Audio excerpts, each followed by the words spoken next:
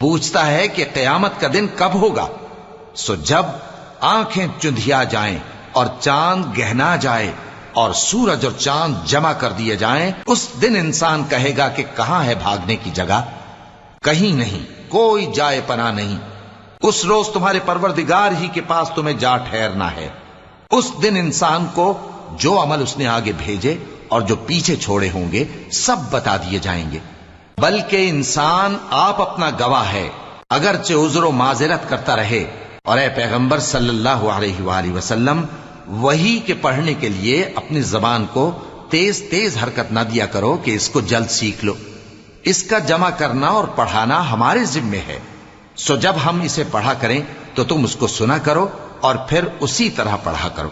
پھر اس کے معانی کا بیان بھی ہمارے ذمے ہے، مگر لوگو تم دنیا کو دوست رکھتے ہو اور آخرت کو چھوڑے دیتے ہو۔